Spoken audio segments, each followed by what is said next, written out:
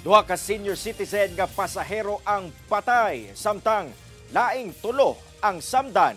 Human na bangga ang gisakyang minivan sa kasugat nga dump truck sa Sultan Kudarat, Maguindanao del Norte. Driver sa mong minivan giingong nakatulog sigon sa PNP. Ani ang report ni Efren Mamak. Allahu Akbar.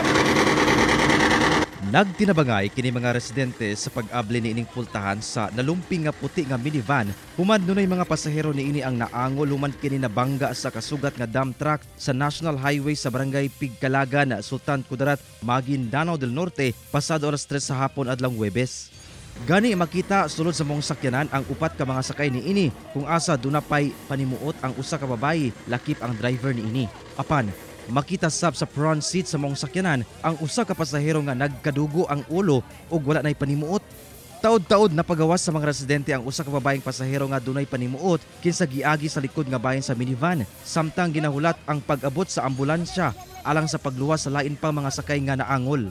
Sumala sa Police Regional Office Bangsamoro Autonomous Region kon PRO Bar, duha ka mga lalaking senior citizen nga pasahero nga nag-edad og 78 ug 82 ang gideklarang dead on arrival sa ospital gumikan sa grabing samad nga nahiaguman sa lawas. Samtang padayon nagpatambal sa ospital ang 44 anyos nga lalaking driver ni ini, lakip ang laing 44 anyos nga lalaking pasahero ug 75 anyos nga babaeng pasahero sab. Ang mao mga biktima pulos residente sa Barangay Sarmiento, Landasan sa Parang, Maguindanao del Norte. Samtang luwas ang driver sa dump truck nga nag-edad og 41 anyos ug wala kini pasahero.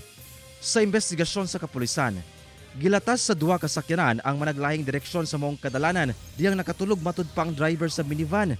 Hinungdan nga nakaon ni ini ang lane sa kasugat nga dump truck ug nabangga. Going Cotabato po itong minivan, sa opposite direction naman itong dump truck. So nagkaroon po sila ng head-ride collision at base sa initial findings ng ating mga investigators, nakatulog umano yung driver. Kaya nangyari po yun. Ginahulat pa sa kapulisan ang duha ka kampo alang sa settlement.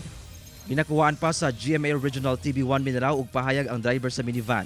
Pahimangno sa kapulisan nga gawas sa pag-check sa kondisyon sa sakyanan, kinahanglan sab i-check ang kondisyon sa kaugalingon una magbiyahe. I-assess natin sarili natin kung nasa kondisyon po ba tayo kasi kailangan focus po tayo sa pagdadrive. Kauban si Gary Balantayog, Bong Vicencio, Efren Mamak, 1 Mindanao.